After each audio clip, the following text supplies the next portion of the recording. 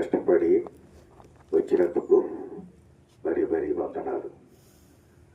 అలాగే వేదిక మీద ఉన్నటువంటి పెద్దలకు మరి మన వర్కింగ్ కమిటీ ప్రెసిడెంట్ గారు నిదానపు జాషువా గారికి మరి అందరికీ వందనాలు.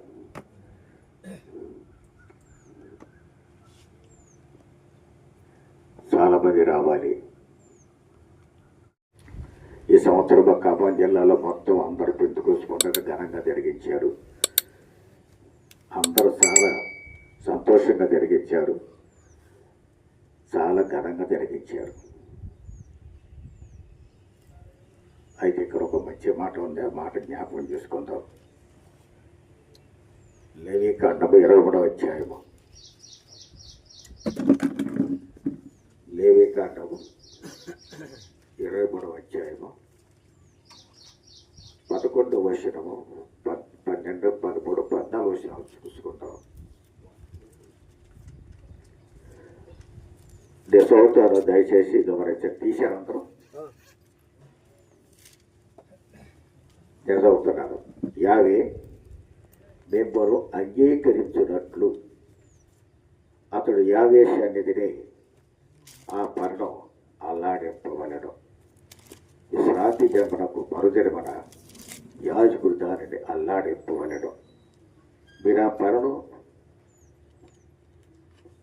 అర్పించు జన్మన నిర్దోషమైన ఏడాది పొట్టేనుడు యావేకు దహనబలిగా అర్పింపవలెను.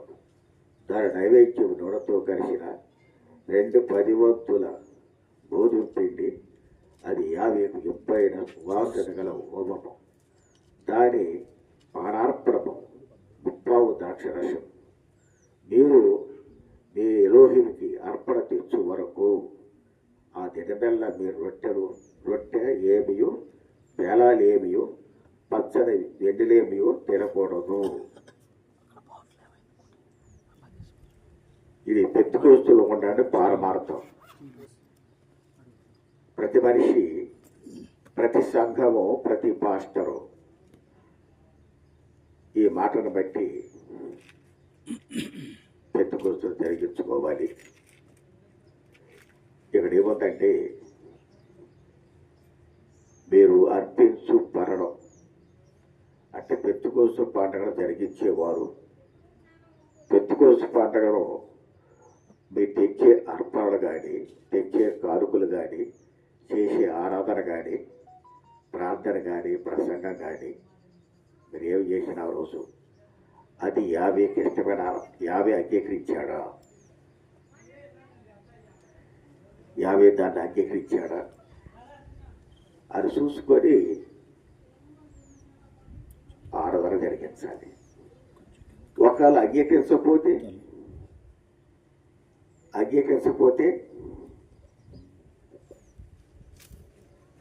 నువ్వు చేసే ప్రార్థన, నువ్వు చేసే అర్పణ, నువ్వు చేసే ఆరాధన వ్యర్థం. అతనితో పోతాంటే పోదు, అతనితో పోదు. చాలా భయంకరమైన పరిస్థితుల్లో నువ్వు పడిపోతావు,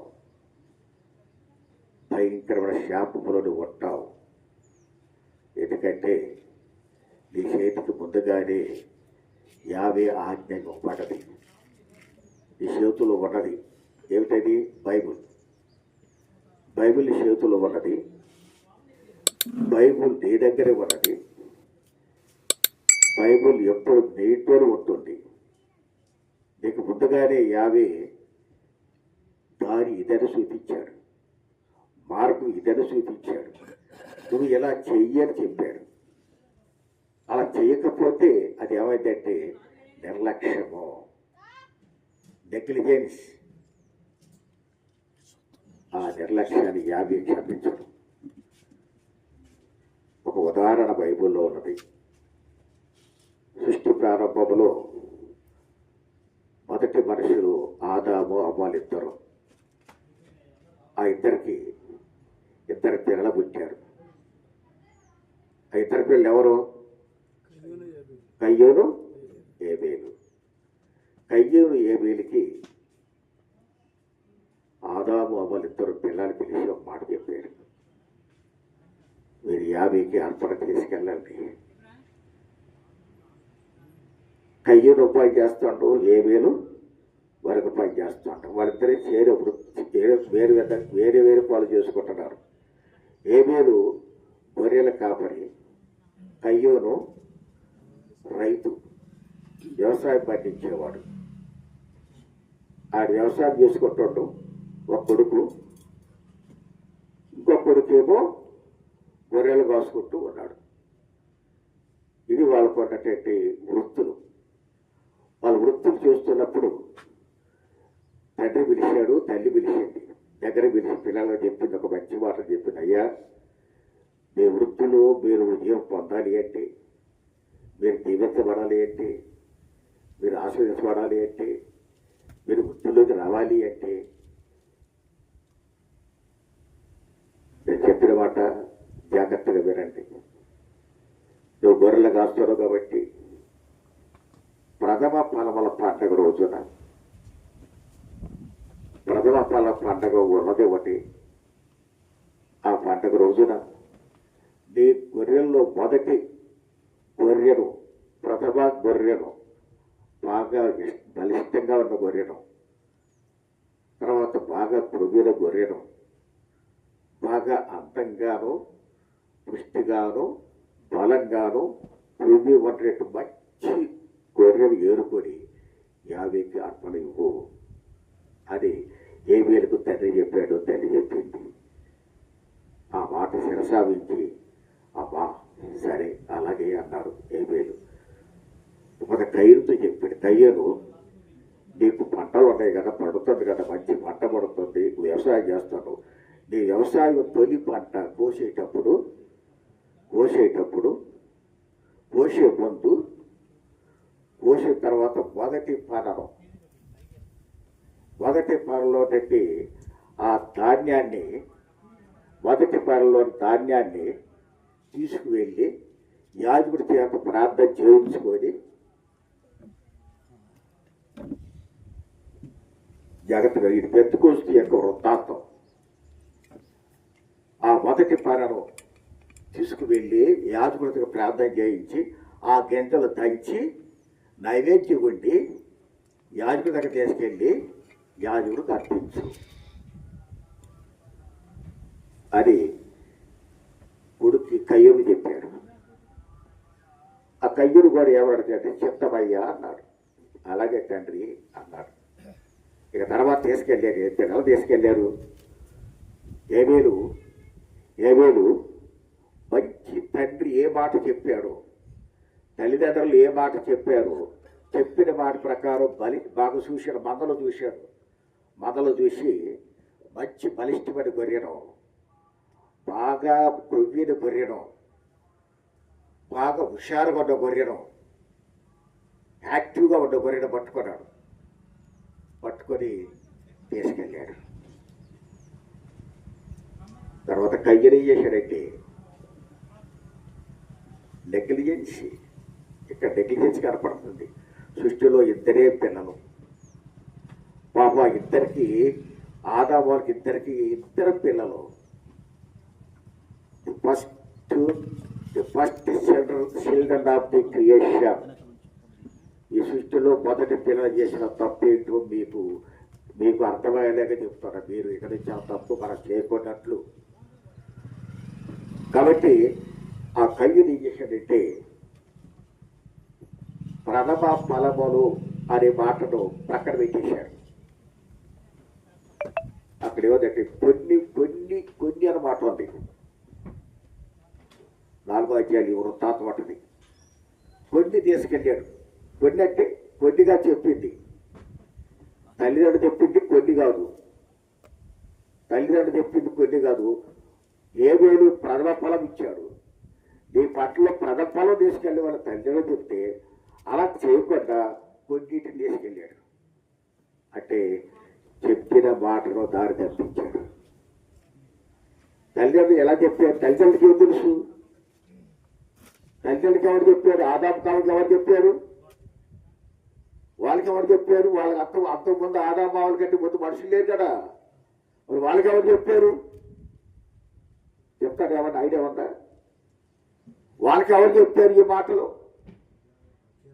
చెప్పండి అది ఒకటి ఈజీగా 50. వాళ్ళు చెప్పింది 50 మాటలు వాళ్ళు చెప్తే ఆ మాటలు తమ పిల్లలు చెప్పుకున్నారు. 50 చెప్పిన వాక్యది, 50 స్వయంగా చెప్పిన మాటలు. ఆదిలో జరిగిన ఒక గొప్ప విషాదం చెప్తున్నాను. తీసుకెళ్ళిన తర్వాత అర్పించారు. అర్పిస్తే 50 ఏం చేసినట్టే ఏబేలు యొక్క అర్పణను అంగీకరించను. ఏబేలు అర్పణను అంగీకరించను. కయ్యూని అర్పణను ఏం చేశాడు? ఏం చేసిందంటే తెలుసా ఈ సంగతి?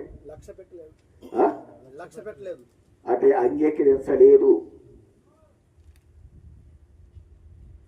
వద్దు, నీ అర్పణ వద్దు, నీ పండగ వద్దు, నీ ఆరాధన నాకు వద్దు, నీ ప్రార్థన నాకు వద్దు, నీ సంఘం కూడా నాకు వద్దు. కారణం ఏంటంటే నేను చెప్పింది ఒకటైతే నువ్వు చేసేది ఒకటి. అందుకే నీ అర్పణ త్రోసిపుచ్చాను. ప్రివేరు వాళ్ళరా, జాగ్రత్తగా ఆలోచించండి. చాలా సింపుల్. మన 50 చెప్పినట్టు చేస్తున్నామా? 50 చెప్పినట్టు మన జీవితం అలా ఉంటుందా? 50 చెప్పినట్టు మనం చేస్తున్నామా? నీకు ఇంగ్లీష్ బైబిల్ ఇవ్వాల, నీకు గ్రీక్ బైబిల్ ఇవ్వాల, నీకు ఇప్పుడు బైబిల్ ఇవ్వలేదు. మంచిగా నీకు చదువుకున్న 4-3 తరగతులు చదువుకున్నా కూడా అర్థమయ్యే భాషలు, తెలుగు భాషలో తెలుగు బైబిల్ నీకు ఇవ్వబడది. తెలుగు బైబిల్ ఉందా నీ దగ్గర? తెలుగు బైబిల్ చూస్తాను కదా, తెలుగు వచ్చు కదా. ఒకవేళ నీకు తెలియకపోతే నీ యాజకుడు, నీ పెద్దలు ఉన్నారు, పెద్దలు 50 నియమించారు. బైబిల్ పెద్దలు అని ఒక మాట ఉంది. పెద్దలని 50 నియమించిన కారణం ఏంటంటే తెలియకపోతే తెలియజెప్పాలి. పేతురు పెద్ద, అపోస్తులంతా పెద్దలే. పెద్దలని బైబిల్ ఉంది. తర్వాత పౌలు గారు అంటాడు, పెద్దనైనా నేను అనే మాట ఉంటుంది. పెద్దనైనా నేను నీతో చెప్పినది ఏమనగా తిమోతితో మాట్లాడుతాను.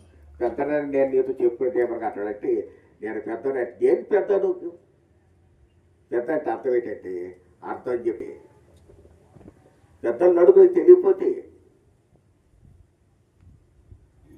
ఆడకుండా చేయొద్దు. దాన్ని ఏమంటారంటే నిర్లక్ష్యం. The great sin is negligence. అతి భయంకర పాపం ఏంటంటే నిర్లక్ష్యం, లెక్క లేనితనం, లెక్క చేయనితనం.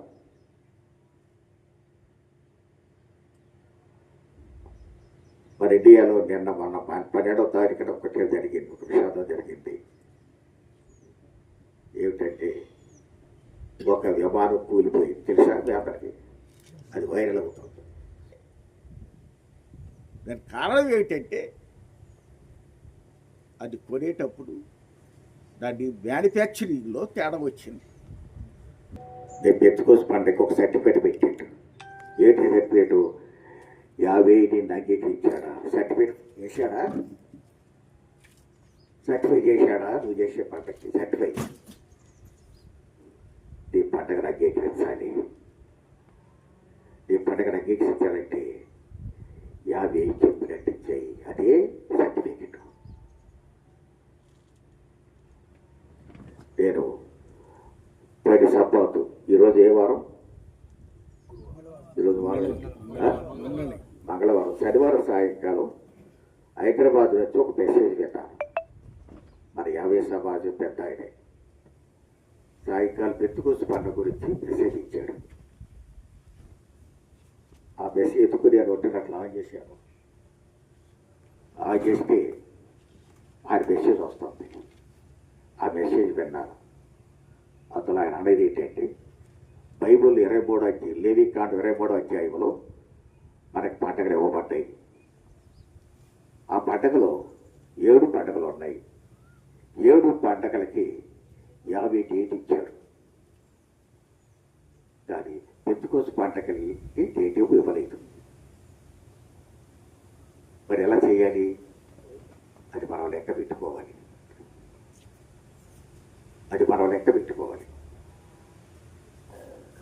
అందుకని నేను లెక్క పెడుతున్నాను. వినాయకుడు విశ్రాంతి భారతీయులు ఆదివారం తర్వాత 7 విశ్రాంతి భారతీయులు ఆదివారం పెట్టుకొస్తాడు. ఎల్లప్పుడూ ఇదే పెట్టుకొస్తాడు. ఇది మనిషి లెక్క, కానీ 50 లెక్కకి కాదు.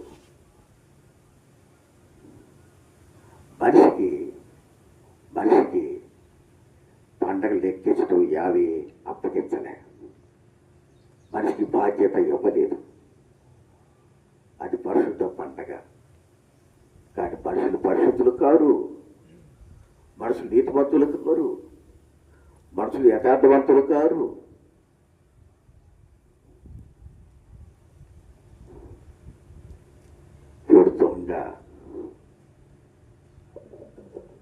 వీడు దొంగ ఈ మాట్లాడదు ఎవరో తెలుసా? యాశోబేషయ్య. ఎవరన్నాడు తెలుసా? ఎవరన్నాడు? యోధ ఇస్కరియోతుని. అయ్యయ్యో ఈ అత్తడింటికి ఇలా పాడు చేసావమ్మా.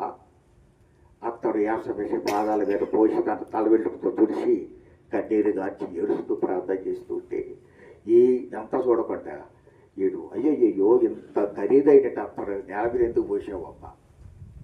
నేను అమ్మితే ఎన్ని వేల రూపాయలు వచ్చేది.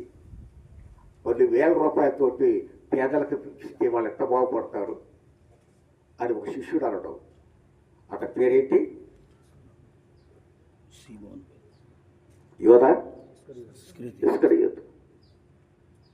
అయితే యాశోబేష అంటున్నాడు, వాడు పేదల మీద ప్రేమ కాదు, ఈ డబ్బులు దొంగిలించాలని. అందుకే వాడు దొంగ. బైబిల్లో ఉన్నది ప్రతి మనుషుడు అబద్ధికుడు. రోమీయులు రాసిన పత్రిక 3వ అధ్యాయము 4వ వచనం చూడండి.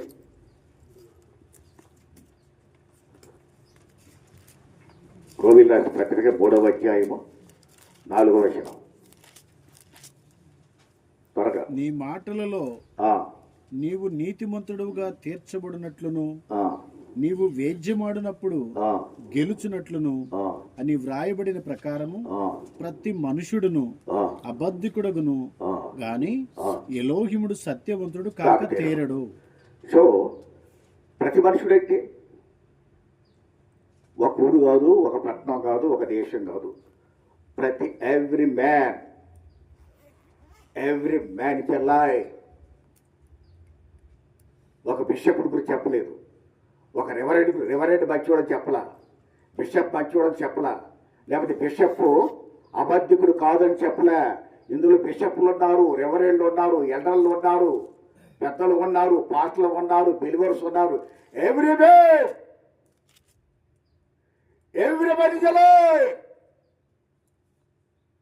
ప్రతి మనిషి అబద్ధికుడు.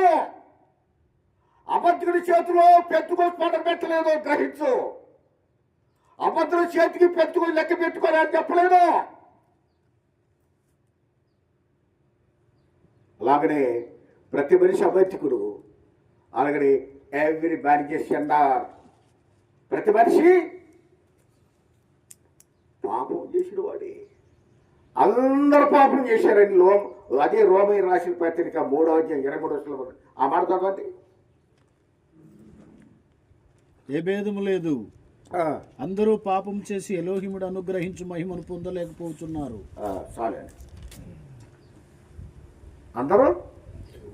అందరూ పాపము చేయొచ్చు. చూడండి, నీతిమంతులు ఎవరైనా పరిశుద్ధులు ఉన్నారా? ప్రపంచంలో ఎవరైనా పాపం లేదు, నాలో పాపం లేదు చెప్పలేము ఎవరైనా ఉన్నాడా? నాలో పాపం లేదని వీళ్ళు ఎవరు స్థాపించి అన్నవాడు భూమి మీద ఒకే ఒక్కడు, ఆయన పేరు Jehovah Messiah. So everywhere is a sinner and everywhere is a lie. ప్రతి మనిషి అబద్ధికుడు, ప్రతి మనిషి పాపి. పాపికి ఈ పండగ అప్పచెప్పాడా? అబద్ధికుడికి పండగ అప్పచెప్పాడా? నాలో పాపము లేదని ఎవడైతే చెప్తుడో 1 యోహాను 1:8 ఉంది. నాలో పాపము లేదని ఎవడో చెప్తుడో వాడే మోసం చేసుకుంటుండ్రు. మన పాపము లేని వారమని చెప్పుకుని ఎడల మనమే మోసము చేసుకుందాము. కాబట్టి యాసమేష రక్తం భూమి మీదకి వచ్చింది. యాసమేష పరలో నుంచి భూమి మీదకి వచ్చాడు. చిరుడెక్కాడు, చిరుడెక్కి తన రక్తాన్ని కాచాడు. ఆ రక్తంలో ప్రతి పాపను తుడిచి మనుషుడు నీతిమంతులుగా చేశాడు, పరిశుద్ధంగా చేశాడు. అప్పుడే మనం నీతిమంతులము, అప్పుడే మనం పరిశుద్ధము.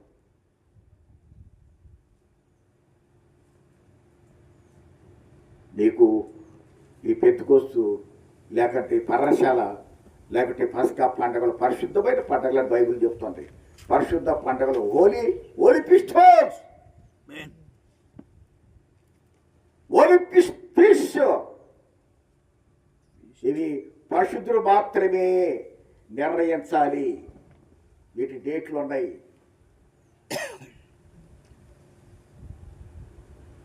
ప్రియమైన వాళ్ళరా, నీ ఏర్పాటు అంగీకరించాడా? పోయిచారు చేశారు. పోయిచారు కొంతమంది సరిగ్గా చేశారు, కొంతమంది అబద్ధం చేశారు. సరిగ్గా చేయటమంటే ఎవరి శిక్ష?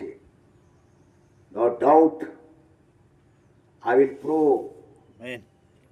నేను దాని రుజువు చేయగలను. నేను నా మెసేజ్లో పెట్టాను. ఇప్పటికీ ఆ మెసేజ్ ఉన్నది. సునీతి గారు లాంటి వాళ్ళు, సార్ ఆయన పర్లేదు, సునీతి గారు లాంటి వాళ్ళు కానీ, బెలూన్ లాంటి వారు కానీ, విజయానందం లాంటి వారు కానీ, ఇంకా ఎవరైనా ఉంటే 10,000 మంది ఏకమైనా, 10,000 మంది ఏకమైనా మీరు అబద్ధాన్ని సత్యంగా మార్చలేరు.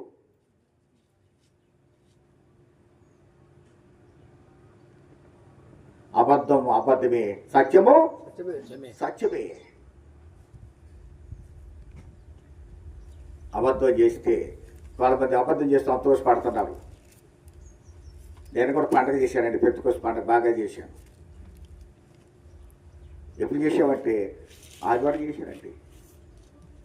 వడద బైబుల్ ఆదివారం ఒక్క మొక్క అయినా అదే మెసేజ్లో పెట్టాడు నేను అందరికీ. ఆదివారం పెంతెకోస్తు పండుగ ఏ బైబుల్ చూపిస్తారో చూపించండి, నేను సువార్త మారేస్తాను. అదో మెసేజ్ పెట్టారు వాళ్ళకి. ఆ మెసేజ్ చూసి ఒక ఆయన హైదరాబాద్ సునీతి గారు అన్నారు, ఏమంటే ఆ బైబిల్ పేర్లు కూడా ఇచ్చా. ఏ బైబిల్లో శివాశిక్ష ఉందో ఆ బైబిల్ పేర్లు ఇచ్చా. డేక్స్ బైబిల్లో ఉన్నది, థామ్సన్ చైల్డ్ బైబిల్లో ఉన్నది.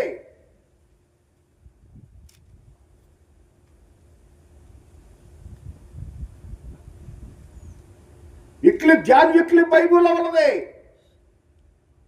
బైబిల్ ఆత్మానిక్లో ఉన్నది. ఇంకా చాలా బైబిల్ ఉన్నాయి. కావాలని ఇంకా చెడ్డబెట్టేశా, ఆయనకిచ్చా. No reply. అంత తేలిగ్గా ఏలియా నమ్మడం.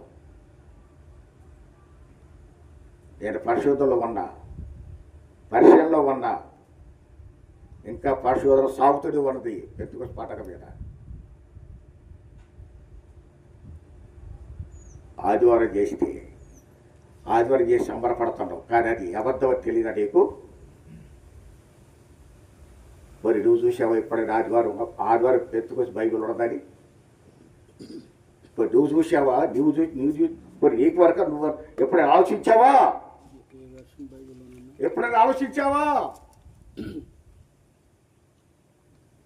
ఏయ్ కబీర్, గెట్ అవుట్.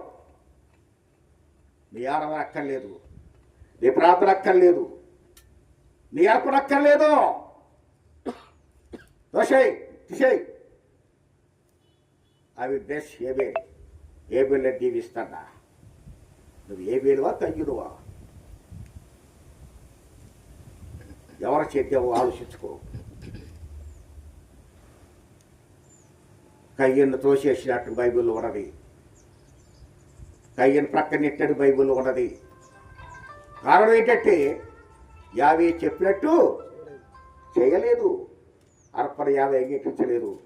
అయితే తమ్ముడి మీద కోపం పట్టడం, అసూయ పెంచుకోవడం, కక్ష పెంచుకోవడం, ఒక రోజున పొలం తీసుకెళ్ళి పొలంలో తప్పేసిండు, ఇంకో తప్పు చేసిండు, ఒక తప్పుకి ఇంకో తప్పు చేసిండు.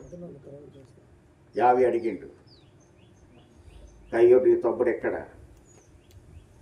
వేరే ఎవరు బ్రదర్, వేరే ఎవరు బ్రదర్, వాడియో చూడండి. వాడికి అయ్యేది అంటాడు, అసలు నువ్వే పడవి యాభైలు అంటాడు. యాభై వాచ్మెన్ ఎంత నెగ్లిజెన్స్ చూసారా? ఇలాంటి మనుషులు ఉన్నారా? ఉంటారు. యాభై వాచ్మెన్, నా తమ్ముడికి ఏమన్నా వాచ్మెన్ నన్ను కాపలా పెట్టావా? ఒరే ఒరే కయ్యూరు, నీ తమ్ముడు రక్తం నా దగ్గరకు వచ్చి వరపెడుతుందా? ఎక్కడ దాక్కుంటారా నానుంచి, ఎక్కడికి వెళ్తారా నానుంచి, నా నేర్పుతున్నావా? నీ పిల్లలు చెప్పించబడుగాక, నీ భార్య చెప్పించబడుగాక, నువ్వు చెప్పించబడుగాక. దేశమరవై నీ కుటుంబం, నీ పిల్లలు, నీ ఇల్లు, నీవు దేశమరవై తిరుగుదుగాక. కయ్యుడు యావే చెప్పించాడు. ప్రియమైన వాళ్ళరా, అంత తేలిగ్గా నేను వదిలిపెట్టను. అబద్ధం చేయకో, అబద్ధపు పండగలు చేయకో. అబద్ధపు పండగలు చేసే వాళ్ళంతా కూడా పాడైపోయారు. రేపు యావే పండగ అన్నారు ఇశ్రాయేలీయులు. రేపు యావే పండగ, రేపే యావే పండగ కాదు, అది ఏ పెట్టుకున్న పండగ. ఎవరు పెట్టుకుంది? మీరు సొంతంగా పెట్టుకున్న పండగ. అహరోను నా దగ్గర ఏంటయ్యా చెప్పినట్టు చేయలేపు నేను చంపేస్తా, మేమందరం చంపేస్తా. ఏంటంటే ఇదిగో మా భార్యలో పిల్లల మెడలు బంగారం అంతా తీసి పోగు చేస్తాను, ఈ బంగారం కరిగించి మాకు దూరం చేయి. ఆ మోషే ఏమైందో మాకు తెలియదు. మోషే పోయి ఇప్పటికి 20 రోజులు అయింది, ఇంతవరకు అడ్రస్ లేడు. మోషే ఎక్కడ పోయాడో తెలియదు, ఏమైపోయాడో తెలియదు. కానీ నువ్వు ఉన్నావు కాబట్టి మాకు దూరం చేయటం దూరం చేసిండు.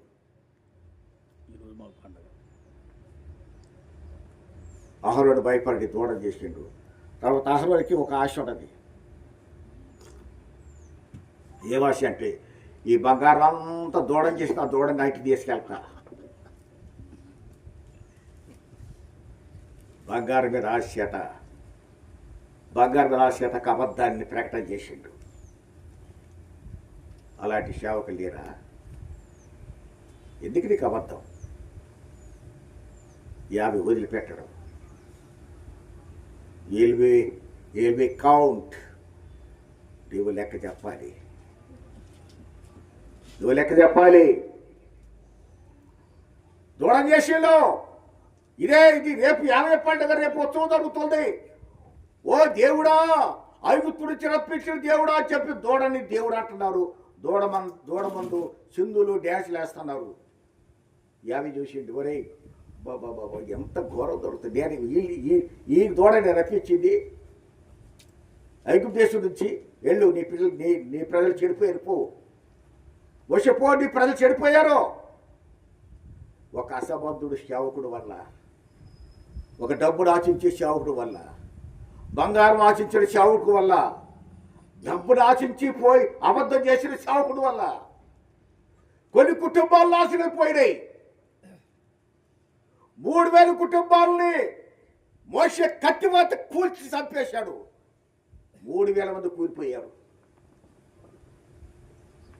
దూడ పండగది. అది యాభై పండగ కాదు, కానీ దాని పేరు యాభై పండగని పెట్టారు. పెట్టుకొస్తూ కూడా యాభై పండగరా? ఆదివారం పెట్టుకొస్తూ కూడా కాదు. 30 ఏళ్ళ నుంచి చెప్తున్నా, నేను గుండెలు పగిలి పెట్టుకుని చెప్తాను. 30 ఏళ్ళ నుంచి ఇది కాదు బాబు, చేయకండి. ఇది లేదు బైబిల్లో. నేను దాన్ని చేస్తే శాపస్తుంది ఇంటికి.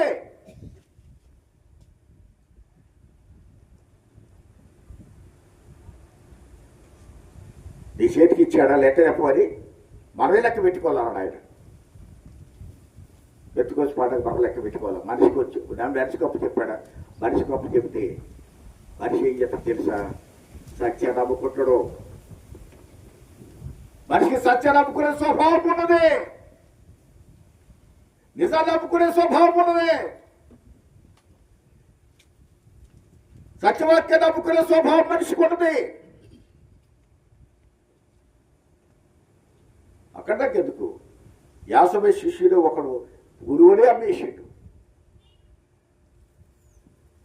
గురువునే అమ్మేసాడు. దేనికోసం అంటే 30,000 జ్ఞానాల కోసము. ప్రియమైన వాళ్ళరా, అబద్ధం చేయకు.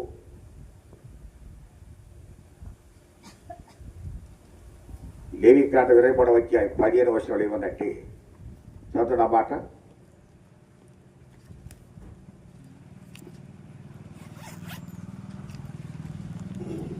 త్వరగా. మీరు విశ్రాంతి దినమునకు మరునాడు మొదలుకొని అనగా అల్లాడించు పనును మీరు తెచ్చిన దినం మొదలుకొని 7 వారములు లెక్కింపవలెను. సారీ, ఇది లెక్క. దీనికి మన సహోదరులు చెప్పేది అంటే విశ్రాంతి మరునాడు. విశ్రాంతి మరునాడు అంటే విశ్రాంతి అంటే శనివారం, మరునాడు అంటే ఆదివారం. మరునాడు ఆదివారం అని లేదు అక్కడ. విశ్రాంతి అంటే శనివారం కూడా అది లేదు. ఏమిటి కల్పన? విశ్రాంతులు బైబిల్ ఎన్ని అంటే 10 ఉన్నాయి. బైబిల్లో మొత్తం ఎన్ని విశ్రాంతులు ఉన్నాయి? 10 విశ్రాంతులు ఉన్నాయి. 10 విశ్రాంతులు ఏ విశ్రాంతి ఇది? మనకి 7 పండుగలు ఉన్నాయి. 7 పండుగలకి 7 సబ్బాతులు. తర్వాత ఇది పండగ సబ్బాతులు 7, వార సబ్బాతు 8. తర్వాత మత్తయి సువార్త 11:28లో ఒక విశ్రాంతి ఉంది. మీకు నేను విశ్రాంతి కలగజేస్తున్నాడు యేసయ్య. గుర్తుందా మీకు? దాంతో 9 ఎబ్రిల్ రాసిన పత్రిక 4వ అధ్యాయంలో మన విశ్రాంతిలో ప్రవేశించిన వాగ్దానం ఇంకా నిలిచి ఉండగా అనేది ఒక విశ్రాంతి ఉంది. మొత్తం 10 విశ్రాంతులు ఉన్నాయి. బైబిల్ మొత్తంలో 10 విశ్రాంతులు ఉన్నాయి. ఈ 10 విశ్రాంతులు ఈ విశ్రాంతి ఏ విశ్రాంతి అని ఇప్పుడు ఆలోచించావా? పోనీ ఎక్కడ ఫలానా విశ్రాంతి అని ఉంది అక్కడ? అది ఏ విశ్రాంతో లేఖనాల్లోకి ముందుకు వెళ్ళి తీర్చిపోతాయి. లేఖనాలు వాళ్ళకెళ్ళు పేతురుడి దూరంలోనికి నడిపి మన్నాడు. విశ్రాంతి మన్నాడు అనగా తనను అల్లాడించు దినమున. తనను అల్లాడించామంటే ప్రథమ ఫలం అర్పించే దినమున. అక్కడి నుంచి ప్రథమ ఫలం అర్పణించిన కానించి లెక్క పెట్టాలి. లెక్క ఎక్కడి నుంచి ప్రారంభమవుతుంది? తనను కోసి మొదటి పనను కయ్యూరులాగా కొయ్యకుండా ఏదో ఒక పనులు తీసుకొస్తే అర్పించడం కాదు. కోసి మొదటి పనను యావేకి అర్పించు అని చెప్పి మనకి 23:9 వచనంలో ఉన్నది. పట్టను కోసి మొదటి పనను అదే యావేకి అర్పించి అదే ప్రథమ ఫలం పండుగ. అక్కడి నుంచి 7 వారం లెక్క పెట్టు. విశ్రాంతి అనేది లేదు కదా. విశ్రాంతి లెక్క కాదు, విశ్రాంతి మరునాడు.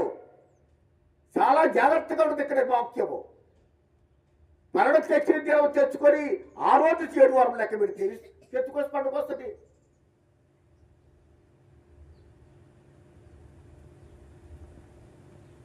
ప్రథమ ఫలముల పండుగ దాన్ని అంటారు. ప్రథమ ఫలముల పండుగ అంటారు. మరి ప్రథమ ఫలముల పండుగ డేట్ లేదా? పెట్టుకోసి పండుగ డేట్ లేదా? ఉన్నది. కోత మన కోత కోసుకొని మనమే లెక్కించుకోవాలన్నాడు ఆయన. ఎలా ఆశ్చర్య అట్టి పాపయానికి అర్థం కాని పెట్టుకొస్తూ ఇతను అబద్ధంలో ఉన్నాడు చెప్పిన అర్థం వచ్చింది. పెట్టుకోసి పండుగ రాజు కోత ఎప్పుడు కొయ్యాలో అది 50 నిర్ణయించాడు. కోత కోసే టైం కూడా 50 నిర్ణయించాడు. ఆయన నిర్ణయించిన ఆ నిర్ణయమే తేదీ. చూడండి, ఇర్మియా గ్రంథం 5:24.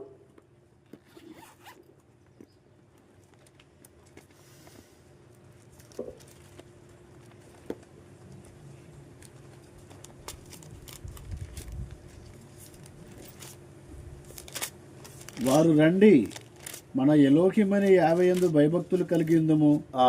ఆయనే తొలకరి వర్షము కడవరి వర్షమును దాని కాలమున కురిపించువాడు కదా. నిర్ణయింపబడిన కోతకాలపు వారములను ఆగనండి. నిర్ణయింపబడిన కోతకాలం. కోత అంటే కోత ఎప్పుడు కోయాలో, కాలం అంటే తేదీ, కాలం అంటే టైం, టైం అంటే తేదీ. ఎప్పుడు కోయాలో తేదీ ఆయనే నియమించినది. ఇక్కడ మనగా నియమించుకునేది, మనగా లెక్క పెట్టేది. 50 ముందుగానే జగత్పురది వేవరకు పూర్వం ఈ పండగ ఏర్పాటైంది.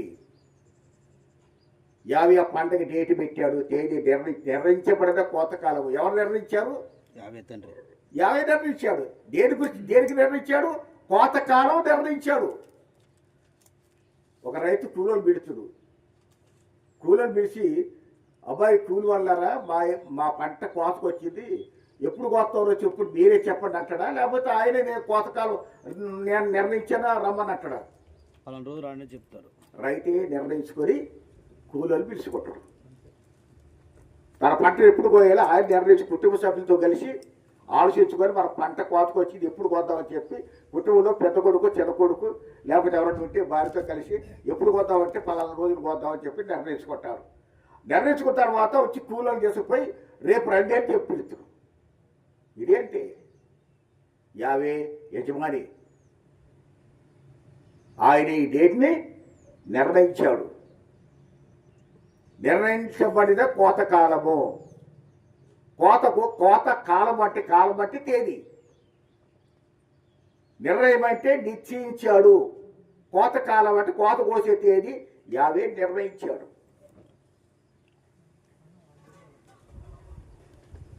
దేనికి ఏ వారం దేనికి నిర్ణయించాడు కింద చెప్పాడు?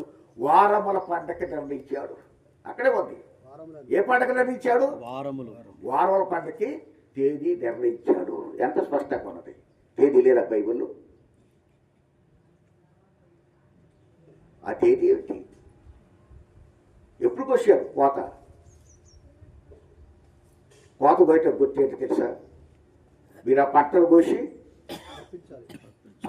కోసి మొదటి పని అర్పించే ముందు ఏం చేయాలి? 50 అర్పణించి తినండి. అర్పించి తినండి. ఇప్పుడు రైతులు ఏం చేస్తారు? ఇప్పుడు ఇక్కడ రైతులు కూడా ఉన్నారు. రైతులు ఏం చేస్తారు? పంటని కోసిన తర్వాత మొదటి పన్ను తీసుకెళ్ళి మొదటి పని తీసి పక్కన పెట్టేసి కోత ప్రారంభం చేస్తారు. ఆ మొదటి పన్నును తీసుకెళ్ళి ఏం చేస్తారంటే నైవేద్యం ఉడుతారు, అందులో బెల్లం వేస్తారు, పాలు పోసి పొంగిస్తారు. మీ అందరికి తెలుసు కదా. పాలు పోసి పొంగిచ్చి తలాకొచ్చి టేస్ట్ చేస్తారు. ఇక అక్కడి నుంచి ఆ పంట తినవచ్చు. దానికి ఆ డేటు ఆ యజమాని నిర్ణయిస్తాడు.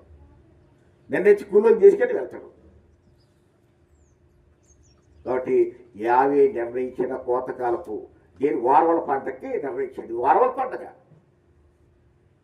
ఆ తేదీ కోతకాలపు అంటే మొదటి పన్ను అర్పించే తేదీ.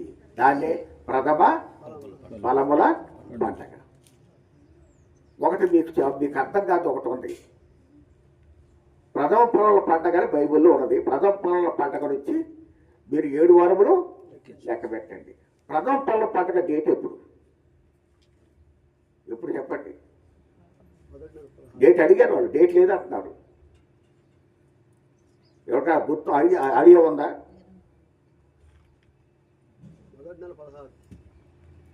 మొదటి నెల 16వ దినం. మొదటి నెల 16వ దినము. ఎలాగ రుజువు పెట్టి అయ్యారు? 23 అధ్యాయం చెప్పండి. యెహోషువ గ్రంథం 5వ అధ్యాయం 10.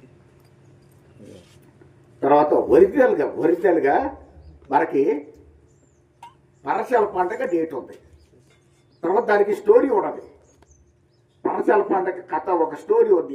దానికి ఒరిజిన్ అది ఎక్కడ పుట్టిందో స్టోరీ ఉన్నది. అలాగే పస్కా పండుగ డేట్ ఉంది, దానికి స్టోరీ ఉన్నది.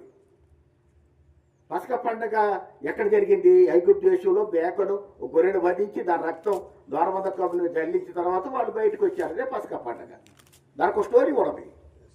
అలాగే పరశాల పండుగ స్టోరీ ఉంది. పరశాల పండుగ ఏంటంటే వాళ్ళు ఐగుప్తు దేశం నుంచి బయటకు వచ్చిన తర్వాత గుడారాలు వేసుకొని పరశాలు కొట్టుకొని ఆ పరక్షలు నివసించుకుంటూ కానాన్ దేశంకు వెళ్ళారు. కానాన్ దేశం చేరేదాకా వాళ్ళు పరక్షాలు నివాసం చేశారు. దాన్ని పర్ణశాల అని అన్నమాట. తెలిసిన స్టోరీ ఉంది. మరి ప్రజపల్ల స్టోరీ ఏంటి? ప్రజపల్ల పండుగ అని అంటున్నాం. దాని స్టోరీ ఏంటి? వాటికి origin of the first fruits అంటారు. ఒరిజినల్గా దాని పుట్టు పూర్వోత్తరాలు ఏంటి? ఎక్కడ పుట్టింది? పరచాలు పుట్టింది మనకు తెలుసు, పసక పుట్టింది మనకు తెలుసు. ప్రథమ పనుల పండుగ ఎప్పుడు పుట్టింది, ఎక్కడ పుట్టింది, ఆ స్టోరీ ఏమిటి, అసలు అది ఎందుకు వచ్చింది తెలుసా? అది దేశం చేతులు ఎత్తండి. అందుకే మనకు ఎందుకు దెబ్బతినేది.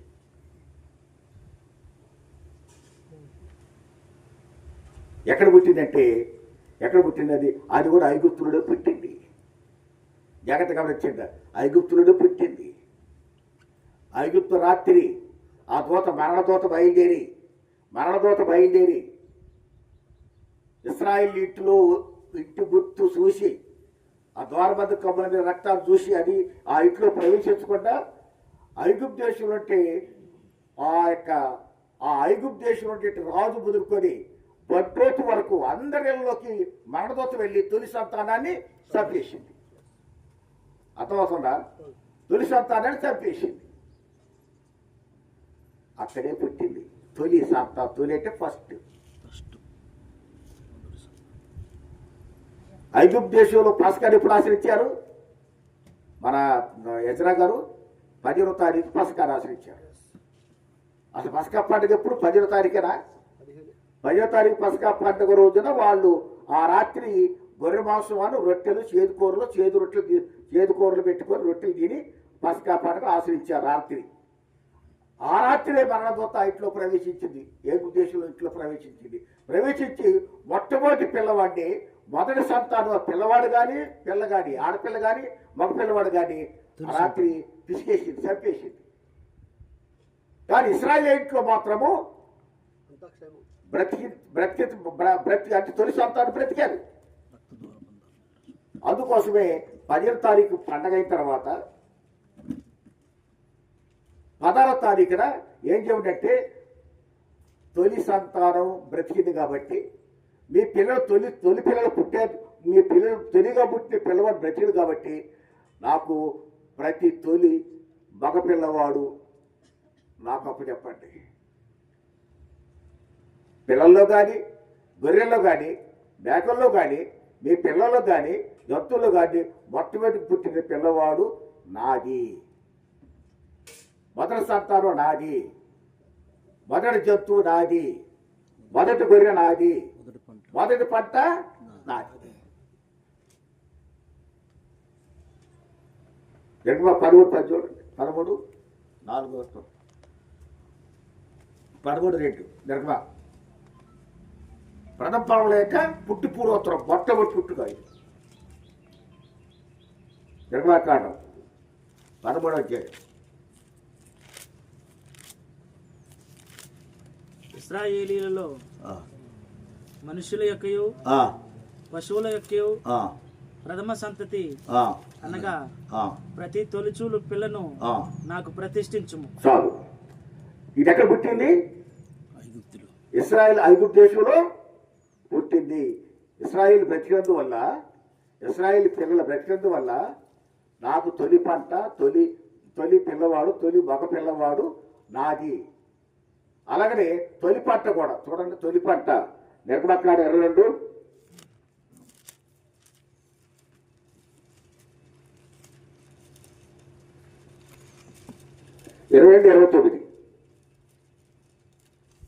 ఈ మొదటి నీ మొదటి సస్యద్రవ్యములను అర్పింప తడువు చేయకూడదు. నీ కుమారులలో జ్యేష్ఠుని నాకు అర్పింపవలెను. అట్లే నీ ఎద్దులను నీ గొర్రెలను అర్పింపవలెను. చాలు. నీ మొదటి సస్యద్రవ్యములను, మొదటి సస్యద్రవ్యం అంటే ఇంగ్లీష్లో మొదటి ఫస్ట్ ఫ్రూట్స్, ఇంగ్లీష్లో ఫస్ట్ ఫ్రూట్స్ అవుతుంది. సస్యద్రవ్యం అంటే పంటలు, మొదటి పంట, దాన్ని ఫస్ట్ ఫ్రూట్స్ అంటారు. కాబట్టి ఫస్ట్ ఫ్రూట్ ఎక్కడ పోయి ఎందువల్ల ఇది ఎందువల్ల మనం ఫస్ట్ ఫ్రూట్స్ ఆశ్రయించాలి అంటే ఎందువల్ల ఆచరించాలంటే మన ఇంటిలో తొలి సంతానం బ్రతికింది కాబట్టి, తొలి సంతానం సరిపోకుండా బ్రతికింది కాబట్టి తొలి పిల్లవాడిని, తొలి పంటలని, తొలి మేకని, తొలి గొర్రె పిల్లల్ని, తొలి జంతువుల్ని అవన్నీ నాయవుతాయి. నేను బతికించాను కాబట్టి నావి. అది ప్రథమ ఫలముల పంటగ. ఎప్పుడైంది ఇప్పుడు చెప్పండి? మొదటి నెల 16. మొదటి నెల 16. 16 అంటే 10వ తారీఖు పండగ ఆచరించారు. ఆ పండుగ నీకు పుట్టింది 10వ తారీఖు తర్వాత రోజు 16వ తారీఖు. 16వ తారీఖు నుంచి ఇది అమల్లోకి వస్తుంది. ఇదే ప్రథమ ఫలముల పండుగ. ఖచ్చితంగా దీని స్టోరీ ఇది. అందుకే విశ్రాంతి మరుదినము అనగా ప్రథమ ఫలముల పండగ, ప్రథమ ఫలములు తెచ్చిన దినం మొదలుకొని ఇప్పుడు ప్రథమ ఫలం ఎప్పుడో చెప్పండి. ఇప్పుడు ప్రథమ ఫలం ఎప్పుడు? 16. అర్థమైందా? ప్రథమ ఫలముల పండుగ 16 డేట్ ఉన్నది. అది 50 నియమించాడని ఇందా మనం చూసాం. 5:28, 50 దాన్ని నియమించాడు. ఈ నియమించిన ఎవరు? 50. ఎందుకంటే ఇది ఆయనే చేశాడు. ఆయనే దీని వ్యవస్థాపకుడు. 50 దీని వ్యవస్థాపకుడు. ఇది founder of the first fruits. ఇది founder of the feast of first fruits. ఆయనే దీన్ని వ్యవస్థాపన చేశాడు. ఆయనే దీన్ని స్థాపించాడు. ఆయనే దీనికి డేట్ కూడా నిర్ణయించాడు. ఎంత స్పష్టంగా బైబిల్ చెబుతోంది.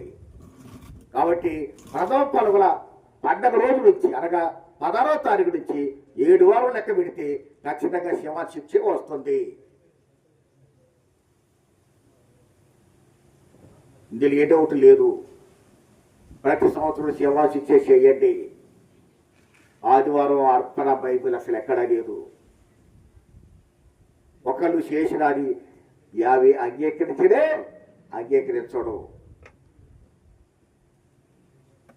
ఒకవేళ అంగీకరించమని పర్వాలేదు చేస్తావా?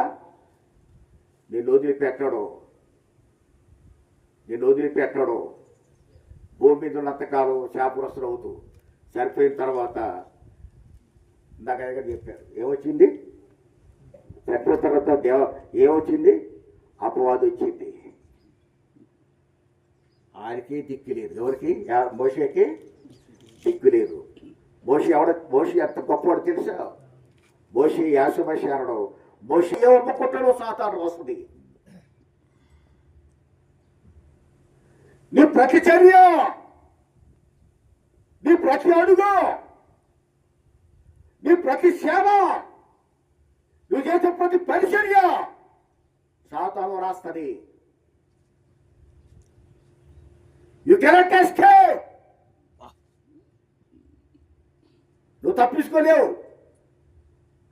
You never escape. ఎన్నడూ తప్పించుకోలేవు. Be care సేవకులారా. తప్పుడు చేయొద్దు. తప్పుడు పండుగ చేయొద్దు. ఆదివారం పెట్టే నేను నాడకండి నన్ను. లాస్ట్మే నేను నిలబడతా ప్రపంచానికి ఎదురుగా. ప్రపంచంతో ఏకమైన నిలబడతా ఒక్కడి. ఆధైర్యం నాకున్నది. చెప్పగలను, రుజువు చేయగలను. ఒకసారి చెప్తే, ఒక మాట చెప్తే, ఒక పంట గురించి ఇది కరెక్ట్ అని చెప్తే దాని మీద ఎంతో పరిశోధన చేస్తే తప్ప, దాని మీద ఎన్నో రాత్రులు పరిశోధన చేస్తే తప్ప, దాని మీద ఎన్నో పగలు ఎన్నో గ్రంథాలు పరిశోధన చేస్తే తప్ప నా నోటి బయటికి రాదు. బయటకు వచ్చిందంటే 100% ట్రూత్. వినియోగించుకోండి. భూమిని బతికినంత కాలం మనుషులు ఒక్కసారి చచ్చిపోతారు. ప్రతి 50 సేవలు సావండి. మనం 50 సేవలు చనిపోతాం. సత్యం కోసం చనిపోతాం. చచ్చిపోదామండి. ఈ శరీరం నాది అంటే ఎక్కడ పట్టుకుంది సాతాను? మోషేని ఎక్కడ పట్టుకుందంటే ఆయన కాని మాట పలికినం. తన పెదవులతో కాని మాట పలికినం. చిన్న తప్పు, అది కూడా సాతాను వదిలిపెట్టలేదు. ఆ చిన్న తప్పు వల్ల ఈ శరీరం తీసుకుని వెళ్ళి నరకర చేసుకుని వెళ్తాడు. అది మన జీవితంలో ఎన్ని తప్పులు చేస్తాను, ఎన్ని తప్పులు చేశావు, ఎన్ని అబద్ధ పండుగలు చేశావు, ఎన్ని అబద్ధాలు పండుగలు చేశావు, ఏమో చెప్పినట్టు ఎందుకు ఎన్ని చేసావు, ఎన్ని తప్పులు చేసుకుంటూ వచ్చావు. అవన్నీ వేస్తే ఎలా తప్పించుకోగలవు? అంత బాధ ఎందుకయ్యా బాబు, అంత శ్రమ ఎందుకు? నిజం చేయరాదండి, సత్యం చేయరాదండి.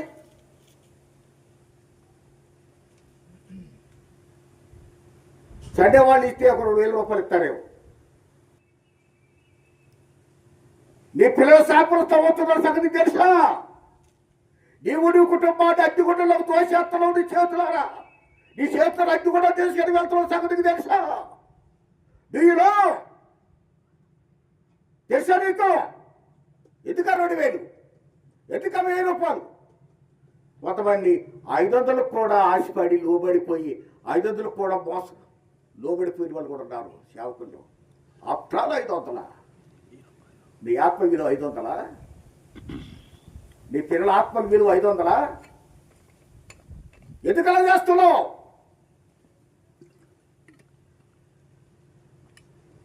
ఒకవేళ 500 కావాలంటే నేను కూడా ఇస్తా, 1,000 రూపాయలు కావాలంటే నేను కూడా ఇస్తా. కానీ నేను ఇచ్చేది 1,000 రూపాయలు కాదు, 1,000 కోట్ల కంటే విలువైన సత్యం మీకు ఇస్తాడా. ఎన్ని కోట్లు పెట్టినా నీ ఆత్మ పరలోకానికి వెళ్ళదు. ఒక సత్యం నమ్మితే నీ ఆత్మ పరలోకానికి వెళ్ళిపోద్ది. అయ్యగారు చెప్పారు, లాజరు ఈ లోకంలో ధరించడి కానీ పరలోకంలో ధనవంతుడు. అడుగుతున్నా పర్వాలేదు, అడుగుతున్నా పర్వాలేదు కానీ అబద్ధం చేయకో. ముష్టెక్కి బతికినా పర్వాలేదు కానీ అబద్ధం చేయకో, అబద్ధ పండుగలు చేయకో.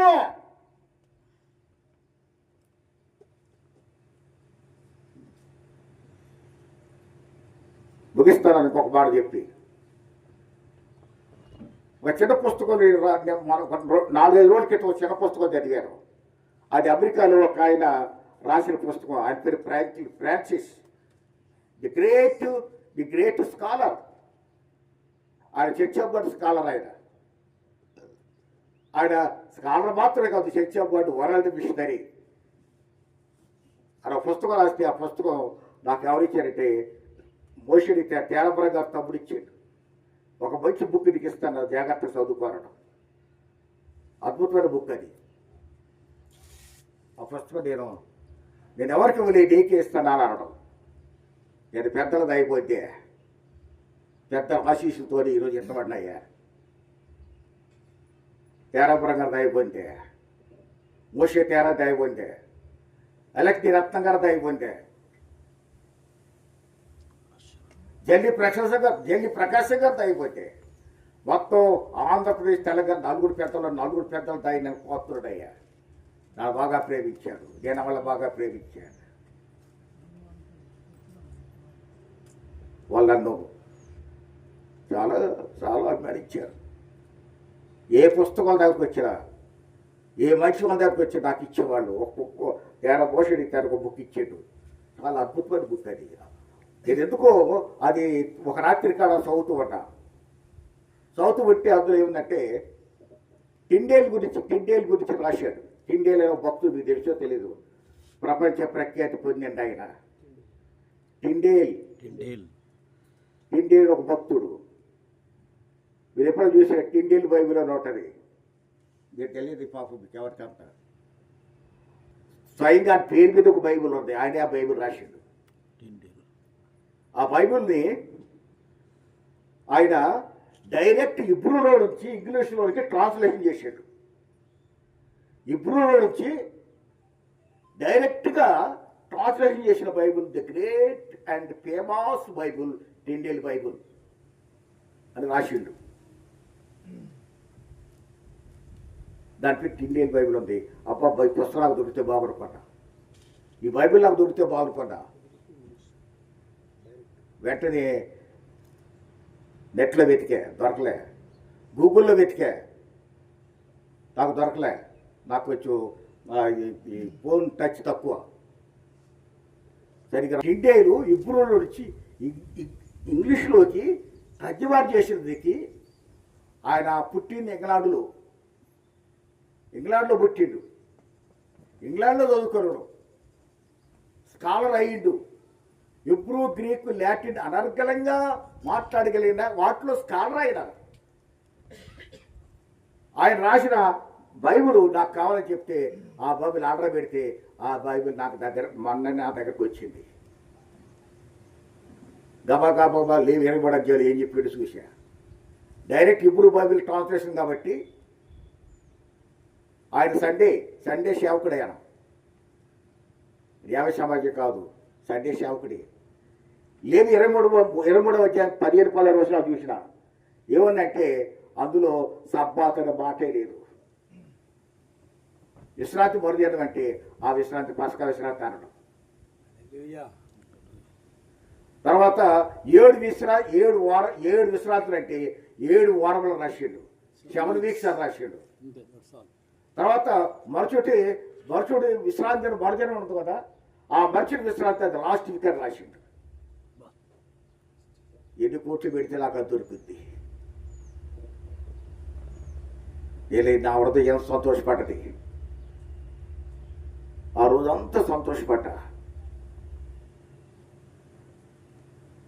ఆ బైబిల్ని ట్రాన్స్లేట్ చేసినందుకు, ఇప్పుడు వచ్చిన డైరెక్ట్ ఇంగ్లీష్లో ట్రాన్స్లేట్ చేసినందుకు ఇంగ్లాండ్ ప్రజలు ఆయన్ని ఒక కొయ్య కట్టేసి తారు పూసి నిప్పంటించి కాల్చేశారు. ఇంగ్లాండ్ ప్రజలు అప్పటికి ఇంగ్లాండ్ వాళ్ళు నమ్మలేదు. కాలిపోతూ ప్రార్థన చేసిండట. అది అక్షర పుస్తకం రాసిండు. ప్రార్థన చేసి, అయ్యా నేను బైబిల్ ట్రాన్స్లేషన్ చేశాను, ఎప్పటికైనా ఎందుకు ట్రాన్స్లేట్ చేశాడు ఇంగ్లీష్లోకి? ఆయనకు అంత అవసరమైతే ఎబ్రూలో నుంచి ఇంగ్లీష్ ట్రాన్స్లేషన్ చేశాడు. కష్టపడి తన డబ్బును వెచ్చించి ట్రాన్స్లేషన్ చేసి ప్రింట్ కూడా చేశాడు. ఎందుకంటే తన ప్రజలు రక్షించబడాలి, తన దేశం రక్షించబడాలి. నా ప్రజలు బైబిల్ చదవాలి. నా ప్రజలు ఇప్పుడు రాను, నా ప్రజలు గ్రీకు రాను, వాళ్ళు మాతృభాషలో ఈ బైబిల్ నేను ట్రాన్స్లేషన్ చేస్తున్నా. అందుకే తన ప్రజల కొరకు, తన దేశం కొరకు